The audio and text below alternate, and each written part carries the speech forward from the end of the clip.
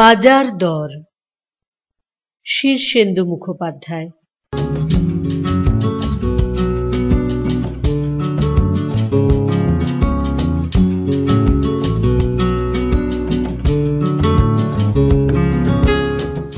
একশো বছর পর ঘুম ভাঙতেই রামবাবু ভারী অস্বস্তি বোধ করলেন। যে কাচের বাক্সে তিনি শুয়ে আছেন সেটার ভিতরটা ভীষণ ঠান্ডা। তার ওপর চোখে তিনি সবকিছু ধোঁয়াটে দেখছেন। কান দুটো ভোঁ ভোঁ করছে, হাত পা খিল ধরা, মাথাটা খুব ফাঁকা। কিছুক্ষণ একেবারে ভোম্বলের মতো শুয়ে রইলেন রামবাবু। তারপর আস্তে আস্তে শরীর গরম হলো, কানের ভোঁ ভোঁ কমে গেল, হাত পায়ের খিল ছাড়ল, সবকিছু মনে পড়তে লাগলো। মনে পড়তেই তিনি ভীষণ আঁতকে উঠে বসলেন এবং চারদিকে প্যাট প্যাট করে তাকাতে লাগলেন।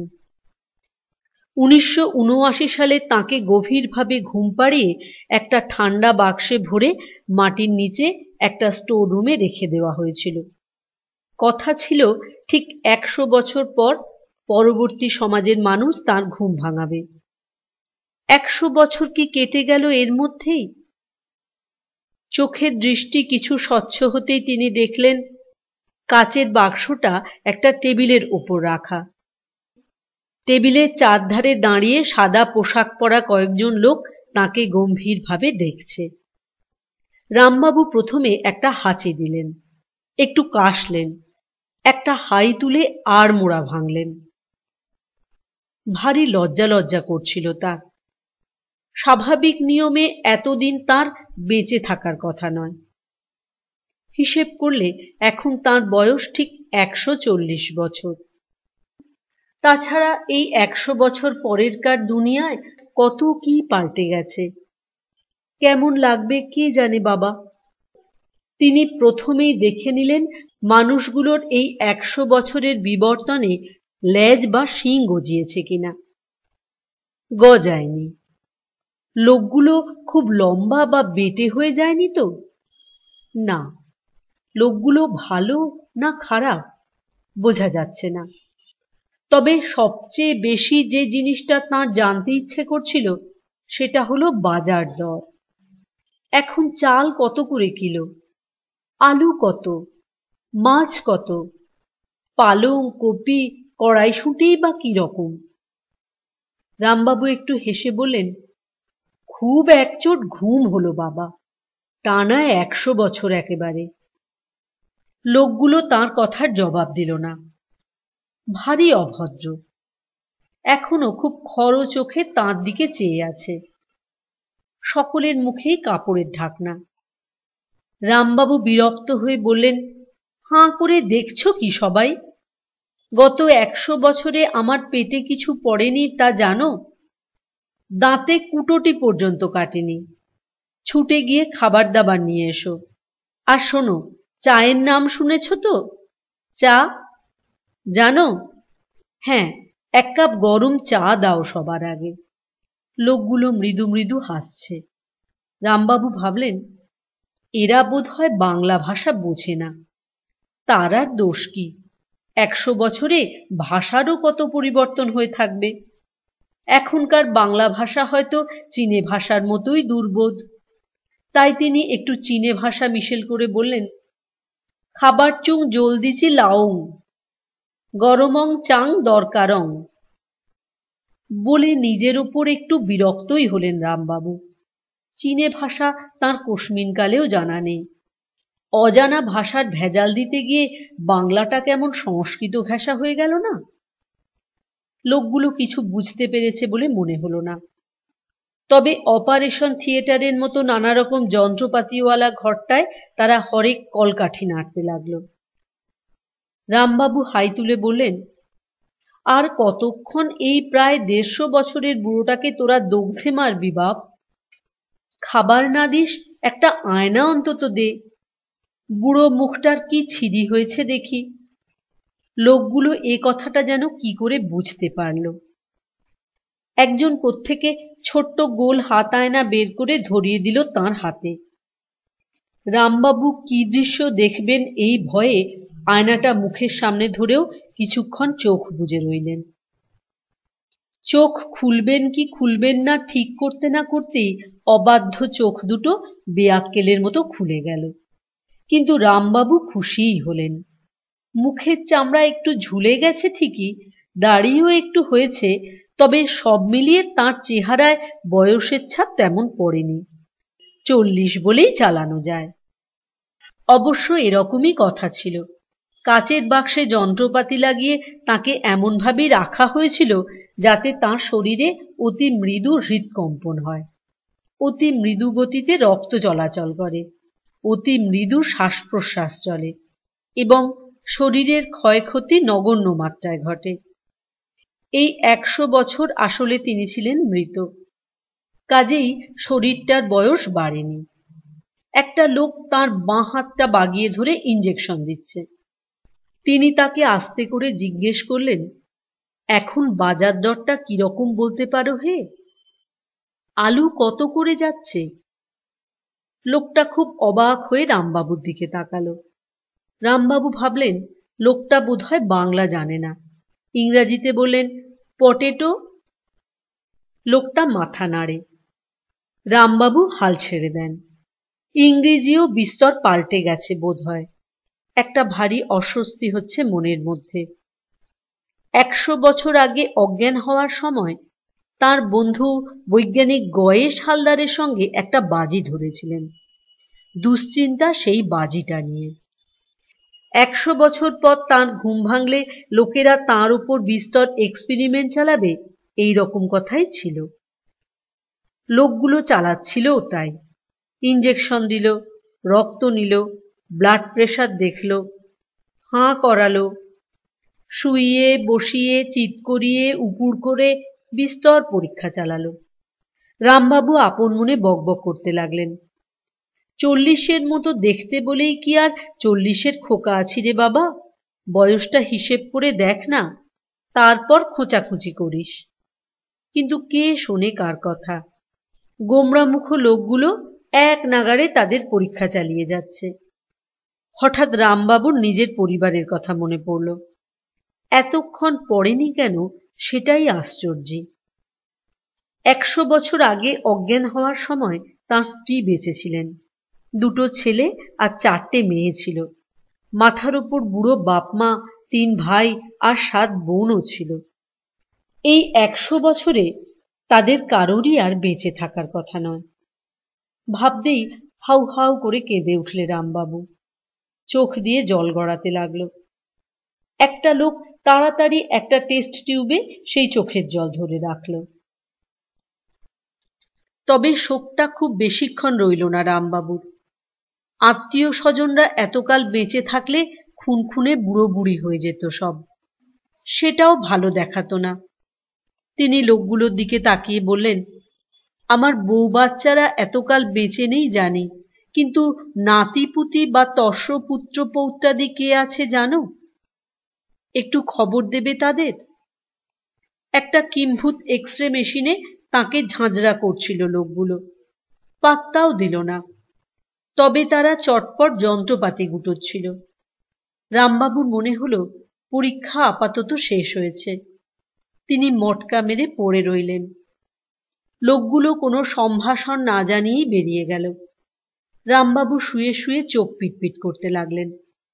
100 বছরের বাইরের দুনিয়াটার কতটা পরিবর্তন হয়েছে তা বুঝবার উপায় নেই এখান থেকে।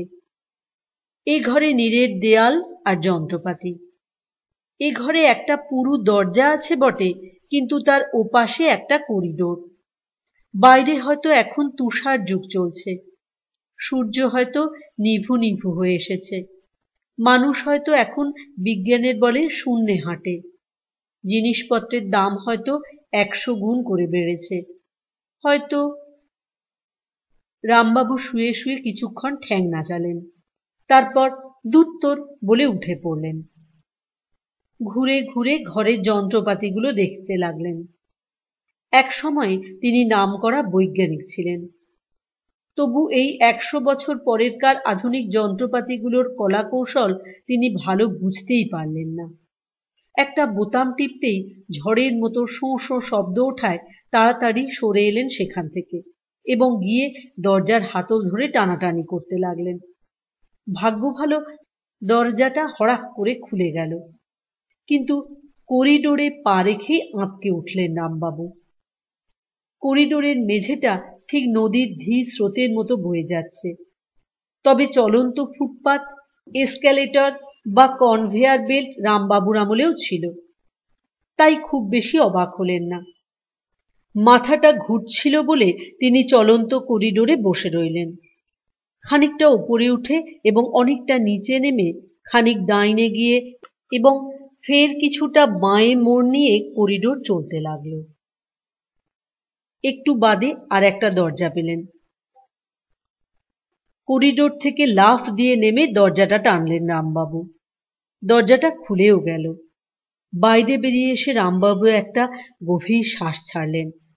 চারিদিকে তাকিয়ে দেখলেন যা ভেবেছিলেন তাই। না, তুষার যুগ আসেনি বা সূর্যও নিভু নিভু হয়নি, বরং একটার বদলে আকাশের চারধারে চারটে এবং মাঝখানে একটা, মোট 5টা সূর্য জ্বলজ্বল করছে। আবহাওয়া খুবই মনোরম, না গরম না ঠান্ডা। চারিদিকে 100-200 তলা বাড়ি একেবারে গায়ে গায়ে দাঁড়িয়ে। আকাশেও তিনি বিস্তর বাড়িঘর ভেসে বেড়াতে দেখলেন। তারই ফাঁকে ফাঁকে শোঁ করে নানা সাইজের রকেট উড়ে যাচ্ছে। পিরিচের মতো দেখতে কিছু জিনিসকেও উড়ে যেতে দেখলেন। তিনি আরো দেখলেন রকেট লাগানো চেয়ারের মতো দেখতে ছোট ছোট আকাশ গাড়িতে মানুষ চলাফেরা করছে। সামনে চলমান ফুটপাথে উঠে পড়লেন রামবাবু। আশেপাশে আরো সব লোকজন রয়েছে। তারা হাঁ করে দেখছে তাকে। দেখবেই, তার পরনে সেই 100 বছর আগেকার ধুতি আর পাঞ্জাবি। এদের পরনে শুধু জাঙ্গিয়ার মতো খাটো একটু জিনিস, গা আদুর। রামবাবুর পাশেই একটা বুড়ো লোক, তার বয়স 70 বছর হবে। তা হোক, 70 হলে এ লোকটা রামবাবুর চেয়ে না হোক 70 বছরের ছোট। তাই আপনি বলবেন না তুমি বলবেন তা ঠিক করতে না পেরে রামবাবু বার কয়েক গলা খাকারি দিয়ে আস্তে করে জিজ্ঞেস করলেন, এখন কটা বাজে? বুড়ো লোকটা একটু অবাক হয়ে তাকালো, তবে একটু খুনা সুরে বলল, রাত 9টা বেজে 36 মিনিট 13 সেকেন্ড। রামবাবু নিজে বৈজ্ঞানিক, কাজেই অবাক হলেন না। এতক্ষণে বরং বুঝলেন আকাশে 5টা সূর্য নয়, ওগুলো কোনো রকমের কৃত্রিম আলো, যার ফলে চারিদিকটা দিনের মতো দেখাচ্ছে। সম্ভবত ওগুলো পৃথিবীর অন্য পাশের সূর্যের আলো থেকে এ পাশে আলো প্রতিফলিত করছে। এ ধরনের একটা আইডিয়া 100 বছর আগে তাঁর মাথাতেও এসেছিল। রামবাবু ফের জিজ্ঞেস করলেন, আজ তারিখটা কত বলবে বাবা? লোকটা অবাক চোখে ফের তাকিয়ে বলল, জানুয়ারি 2079। রামবাবু তা জানেন, তবু লোকটার সঙ্গে একটু খেজুরে আলাপ করছেন। তার আসল উদ্দেশ্য অন্য। 100 বছর পর পৃথিবীতে কি রকম পরিবর্তন হবে না হবে, মানুষ কতটা এগোবে না এগোবে, তা তার মোটামুটি আন্দাজ ছিল। সুতরাং তিনি চারদিকের পরিবর্তন দেখে খুব অবাক হননি। কিন্তু গয়েশের সঙ্গে একটা বাজি ছিল, সেইটে বড় খোঁচাচ্ছে। রামবাবু বললেন, আচ্ছা, সুকিয়া স্ট্রিটটা কোন দিকে বলতে পারো বাবা? লোকটা বলে, সুকিয়া স্ট্রিট? সুকিয়া স্ট্রিট বলে কিছু শুনিনি তো। নর্থ ক্যালকাটায়। লোকটা হাঁ করে কিছুক্ষণ চেয়ে থেকে বলে, ক্যালকাটা? ও, ক্যালকাটা নামে একটা গ্রাম আছে বটে, সে তো অনেক উত্তর দিকে। এ শহরটার নাম কি বাবা? এ হলো গোসাবা, সুন্দরবন। বটে, গোসাবার এত উন্নতি? বলে রামবাবু চোখ কপালে তোলেন। লোকটা হঠাৎ রামবাবুর একটা হাত খপ করে ধরে বলল, আচ্ছা, আপনি কি রামবাবু, 100 বছর আগে যাকে ঘুম পাড়িয়ে রাখা হয়েছিল? রামবাবু খুব জোরে মাথা নেড়ে বললেন, আমি সেই। কি করে বুঝলে বাবা? বুঝবো না? আপনার ঘুমন্ত মুখের ছবি যে প্রায়ই টেলিভিশনে দেখানো হয়, খবরের কাগজেও বেরোয়। তাই বুঝি? বলে খুব হাসলেন রামবাবু। বললেন, তা কলকাতার কি হলো বলতে পারো বাবা?